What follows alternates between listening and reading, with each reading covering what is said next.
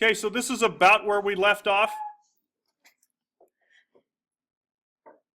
I'm going to select the pen tool and very quickly draw the arms.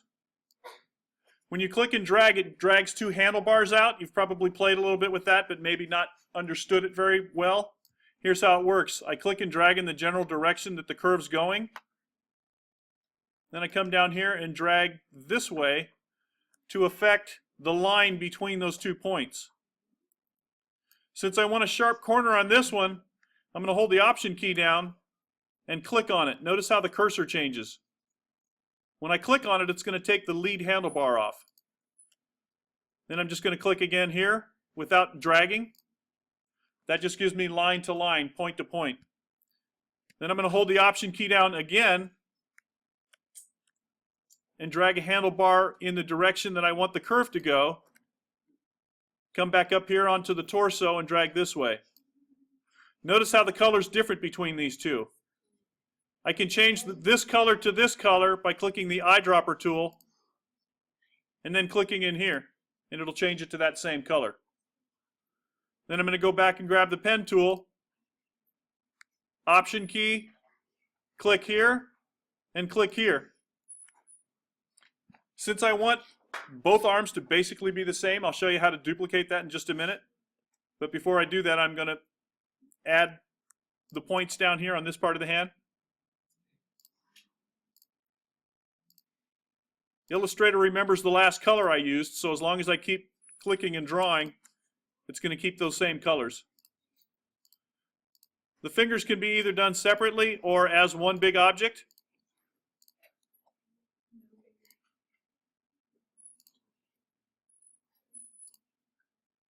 After you draw something, there's two different types of selection tools. The first one, which is a black selection tool, will select everything on an object. Notice how all of these points got selected at the same time? That way I can move the entire object around.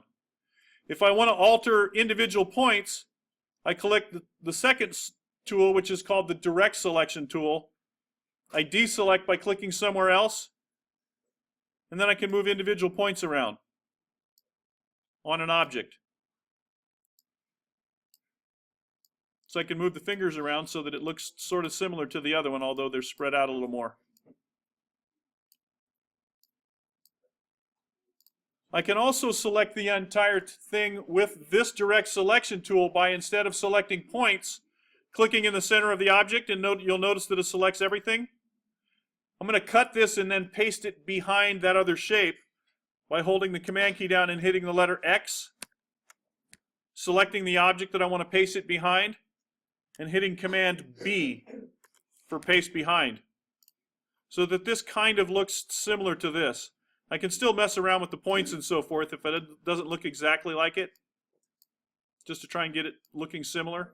If it doesn't look exactly the way the other one does, not a big deal, as long as you have all of the points in there, or all the pieces. If I want to zoom into that area, again, with any tool selected, if I hold the space bar down, watch what happens to the cursor key. Changes into a hand. What the hand does, as long as I hold the space bar down, I can move the picture around like this by clicking the mouse and dragging. If I want to zoom in with the hand selected, I just hold the Command key down and it changes into a magnifying glass. Then I can drag a rectangle around that area and it zooms into that area. Now I can move the individual points and do details on the hand to make it look similar to the original drawing. Even though this object is behind the other one, it's showing me that there's points back there. So I can actually select points that are behind by carefully placing the cursor over there and clicking on them like this. I need to add another point to this line so that the thumb looks more accurate. So I'm going to go back to the pen tool. Notice how when I cross that line, the pen tool changes to a plus. That means I can add a point. So I'm just going to click here. You can't see it really well, but it added a point right there. Then I'm going to click the direct selection tool and move that point like this so it looks more like the other hand. And it looks like I have one too many fingers. So what I'm going to do is, if I get the pen tool, click on any point. Again, watch what happens to the cursor before I click on this point. See how it turned to a minus? That's how you delete points off of an object.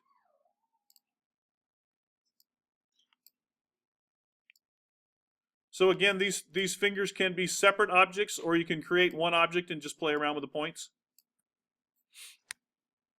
In order to get the screen to look like it did where it was filling the screen up, I'm going to hold the command key down and hit the number 0.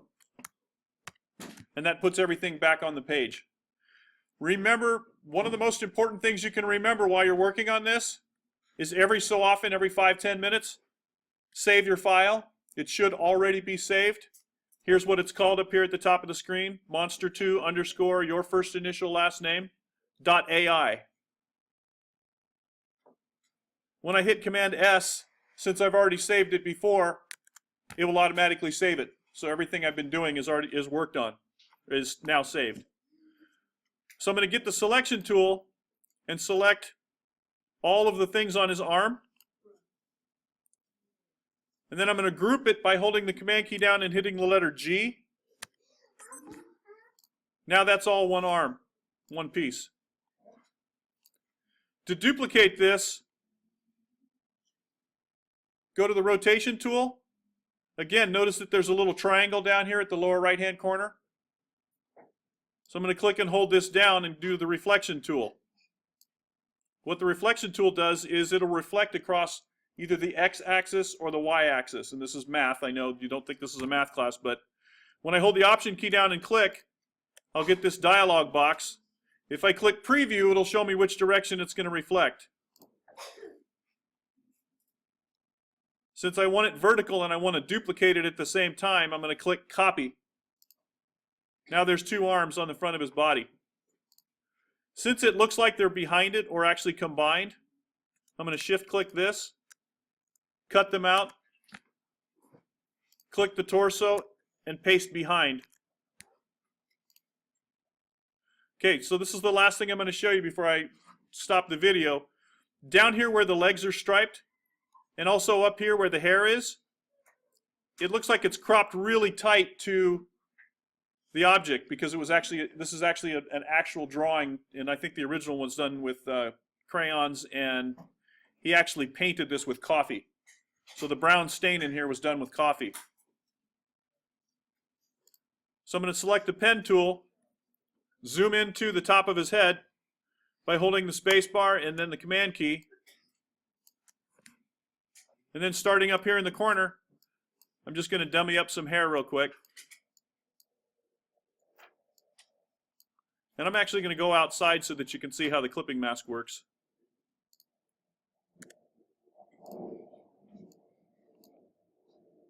Then I'm going to hold the command key down and hit the number 0.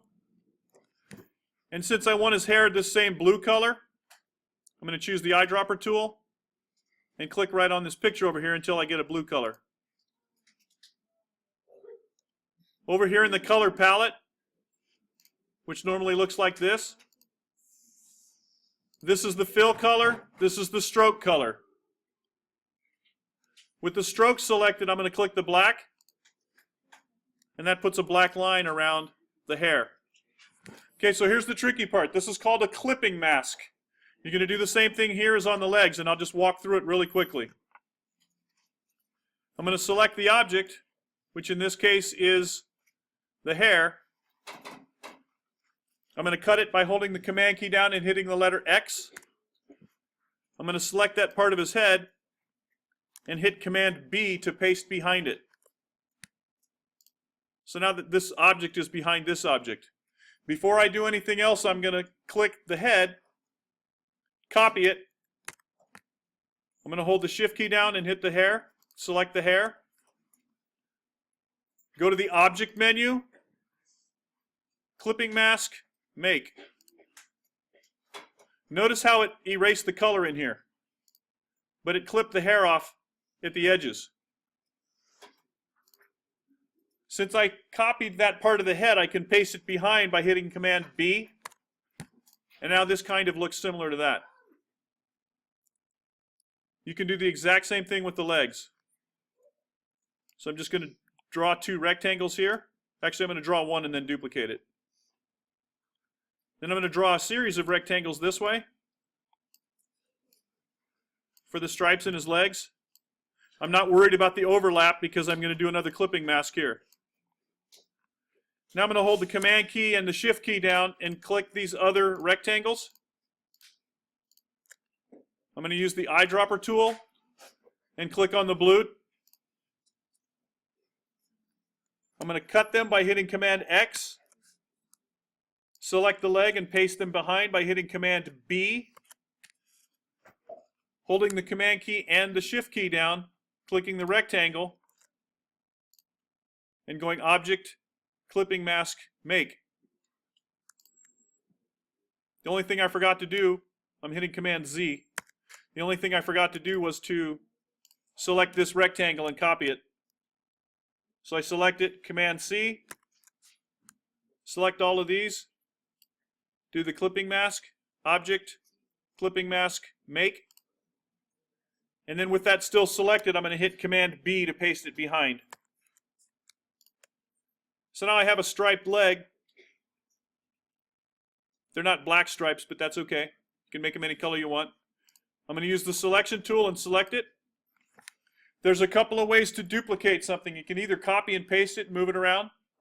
The shortcut is to hold the Command and Option keys down and watch what happens to the cursor. When I hold the Option key down, it does a plus sign. That's selecting everything in that group.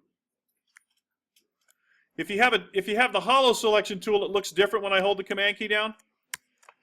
So use the direct selection or the selection tool. And again, when I hold the Option key down, the cursor changes and then I can drag it this way. And it didn't work.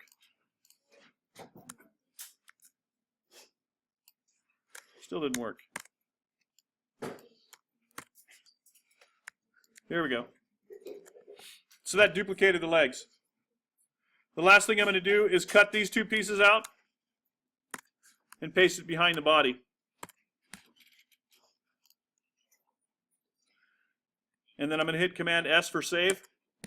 You still need to do the horns and everything else. But again, the nice thing you can do with this is you can actually have the video playing, and then you can pause it and then go into Illustrator and do whatever it is that you're doing, whatever object or addition to the illustration.